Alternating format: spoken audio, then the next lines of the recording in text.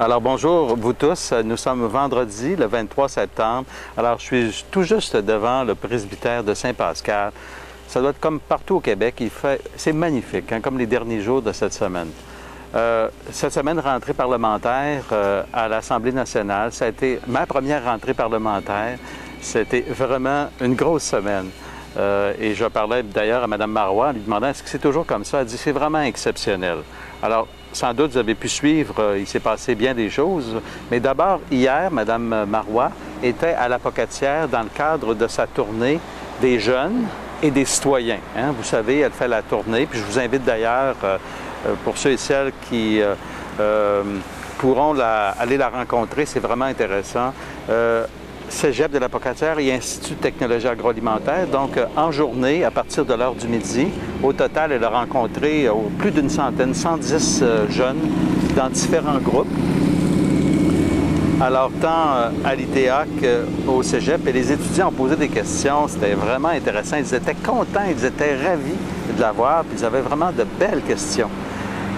En soirée, il y a eu la rencontre citoyenne où plus de 85 personnes se sont déplacées pour venir la voir. Et ce qui est intéressant, c'est le genre de questions, de voir les préoccupations des gens à l'endroit bien sûr, du Parti québécois et des messages adressés à la chef, mais c'était des choses de préoccupation, qu'on parle des aînés, qu'on parle des préoccupations d'ordre économique et tout. Alors vraiment, ça a été très intéressant.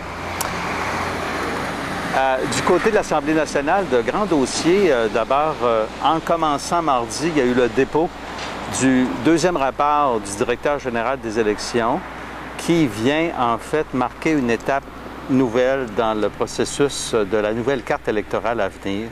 Alors ça, c'était un peu... il fallait attendre, on ne savait pas quand. Alors, ça a été déposé, mais ça ne veut pas dire que c'est déposé et que c'est une nouvelle carte électorale. Là, il y a tout un processus qui doit se mettre en branle. Alors, je vous invite à suivre. Mardi prochain, il y aura 5 heures de débat au Salon Bleu après la période de questions pour que les partis politiques, les députés, et j'en ferai partie, nous allons débattre de nos points de vue à cet égard. Le Parti québécois est toujours en demande d'une commission parlementaire particulière concernant les critères que nous avions proposés dans le cadre d'une entente qui était convenue, même Mme Normando, même M. Moreau au mois de mai, qui fait en sorte qu'on pouvait en arriver à modifier la loi électorale pour que de nouveaux critères puissent être pris en compte par le DGA, ce qu'il ne peut pas faire présentement. Alors, on demande toujours aux libéraux cette commission parlementaire particulière qui n'a pas été faite sur les critères. Et bien sûr, moi, je vais travailler au cours de la semaine prochaine.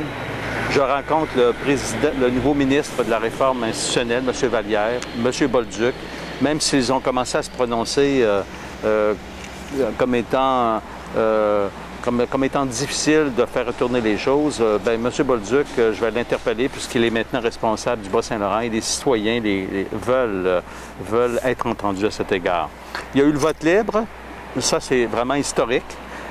Amené par nous, le Parti québécois, d'abord sur le fameux projet de loi 204, qui est maintenant derrière nous. Donc, on a voté 2 fois, une fois pour l'accord de principe, une fois pour l'adoption finale. Alors, ça s'est fait correctement. Mais il y a aussi eu un autre vote libre demandé par Mme Marois, cette fois-ci sur une 8e fois que le Parti québécois présente une motion pour qu'il y ait une enquête sur la construction et le financement des partis politiques. Et vous savez, avec le rapport du Chesneau, la pression a augmenté beaucoup sur M. Jean Charest. Et il y a eu ce vote libre au niveau du Parti québécois et des autres partis, mais du côté du Parti libéral, écoutez, c'est la ligne de parti. Et il fallait voir les députés libéraux se lever pour voter contre cette enquête dans le contexte. Moi, je voyais un malaise, le dos rond pour certains. Et à cet égard, je vous invite, et il faut le faire partout au Québec, d'utiliser tous les moyens que vous avez pour interpeller les députés libéraux, pour leur demander, faites pression sur eux pour qu'ils fassent pression sur leur chef, ça n'a pas de bon sens, pour qu'ils consentent à une enquête. Alors, il y a M. Damour ici dans Rivière-du-Loup, il y en a ailleurs au Québec, mais je vous invite à un courriel, une lettre, un appel, demandez-leur. Écoutez, c'est la volonté du peuple, là, à plus de 85 % dans les sondages. Et M. Charest ne peut pas continuer ainsi. Il y aura la semaine prochaine aussi, vendredi prochain, une interpellation du ministre de l'Agriculture que je ferai pendant 2 heures, de 10h à midi ou autour, avec mon collègue Nicolas Marceau. Comme porte-parole en agriculture, la situation des agriculteurs est extrêmement difficile. Donc, je vous invite, si vous avez le temps, à pouvoir suivre ça et je vous souhaite une belle semaine.